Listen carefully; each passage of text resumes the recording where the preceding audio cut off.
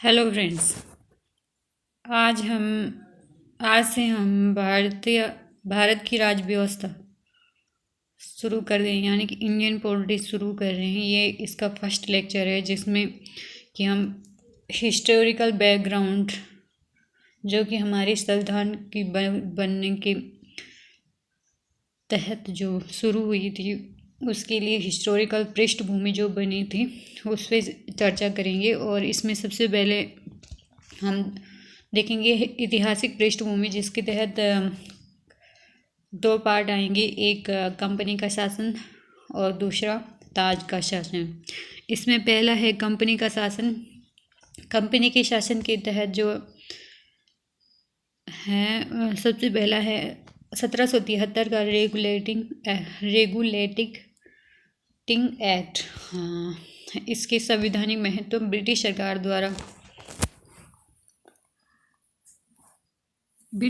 द्वारा कंपनी को नियंत्रित करने का यह पहला कदम था। और दूसरी इसकी विशेषता, कंपनी के प्रशासनिक और राजनीतिक कार्यों का मान्यता मिली। और तीसरा था केंद्रीय प्रशासन की नींव।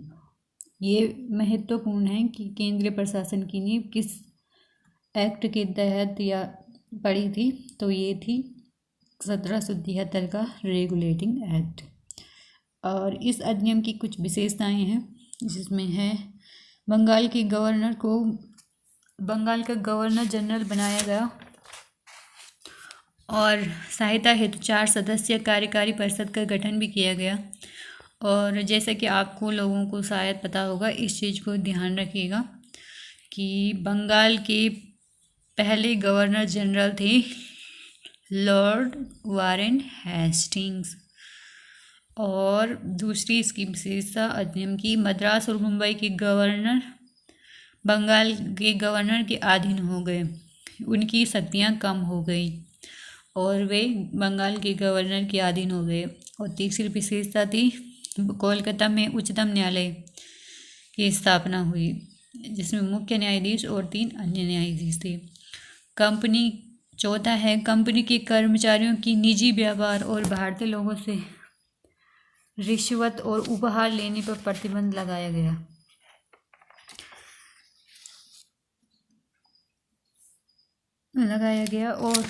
और एक फैक्ट है कि यह कोलकाता उच्चतम न्यायालय की स्थापना 1774 में की गई थी, 1774। और जो कर्मचारी को निजी व्यापार पर और भारतीय लोगों से उपहार लेने और रिश्वत लेने पर प्रतिबंध दिया गया। और 5वां जो इसका मुख्य जो प्रावधान था, कोड ऑफ डायरेक्टर के माध्यम से कंपनी पर ब्रिटिश संसद का नियंत्रण हो गया और राजस्व नागरिक मामलों की जानकारी देनी आवश्यक कर दी गई। और दूसरा जो आया था कंपनी के शासन के तहत अधिनियम, 1774 का वेस्ट इंडिया एक्ट। इसमें क्या था, कंपनी के राजनीतिक और वाणिज्यिक कार्यों को अलग अलग कर दिया गया, जिससे कि द्वैध शासन की नींव पड़ी। और इसके तहत और दो द्वैध शासन का आरंभ हुआ, जिसमें कि एक बना आपका निदेशक मंडल, एक था निदेशक मंडल और दूसरा था नियंत्रण बोर्ड ऑफ कंट्रोल।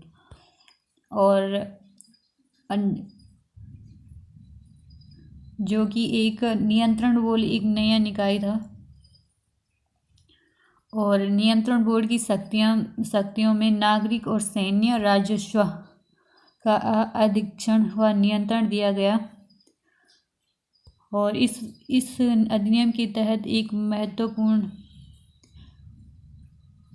नोट है, जिसे आप नोट कीजिए ब्रिटिश आधिपत्य क्षेत्र कंपनी के कार्यों का प्रशासन पर पूर्ण नियंत्रण हो गया था।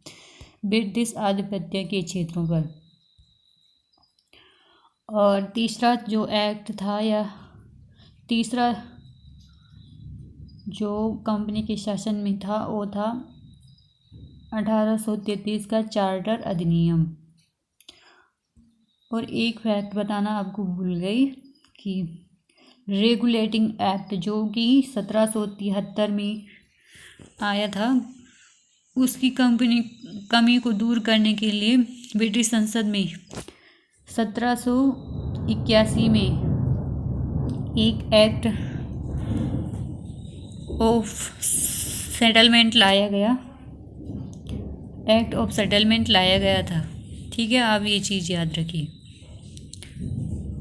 और हम बात कर रहे थे चार्टर एक्ट 1883 के बारे में, 1833 के बारे में। यह अधिनियम बहुत महत्वपूर्ण है। चार्टर अधिनियम के तहत ये पहला अधिनियम था। इसमें बंगाल का गवर्नर जनरल भारत का गवर्नर जनरल बन गया। तो ध्यान दीजिए, और ये बहुत महत्वपूर्ण बात है कि बंगाल का गवर्नर भारत का गवर्नर जनरल बन गया। ठीक है। और जिसके पास शक्ति थी, नागरिक और सैन्य शक्तियाँ।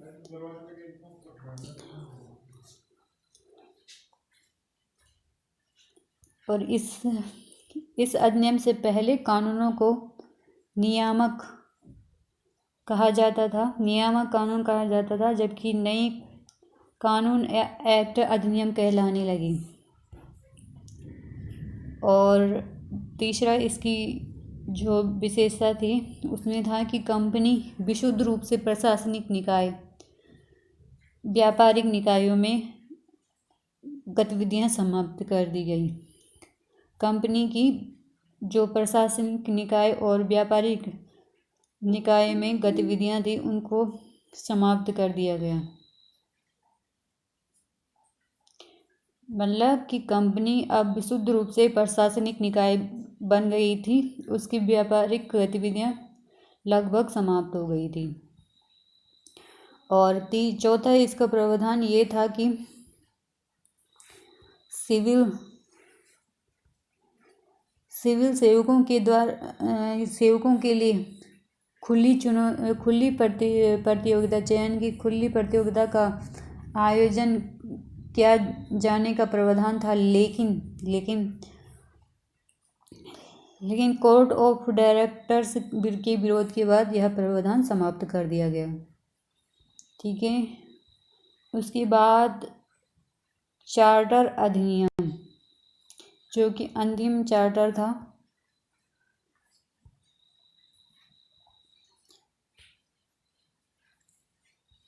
1833 का चार्टर अधिनियम, अंतिम चार्टर अधिनियम। विशेषताएं इस प्रकार हैं। इसके तहत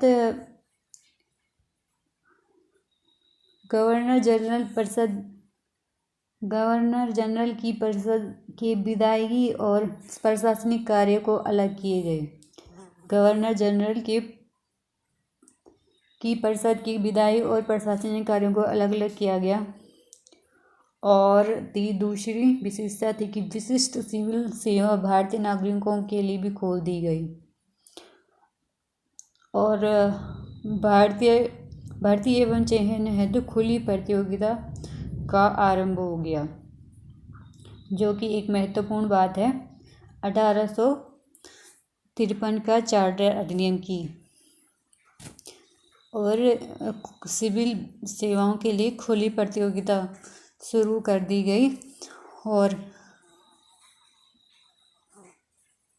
और यह भारतीय नागरिकों के लिए भी खोल दी गई। और इसमें यह मैकले समिति की भी स्थापना की गई 1854 में सिविल सेवा हेतु। और तीसरी विशेषता की पहली बार भारतीय केंद्रीय विधान परिषद स्थानीय प्रतिनिधित्व पहली बार भारतीय केंद्रीय विधान परिषद में स्थानीय प्रतिनिधित्व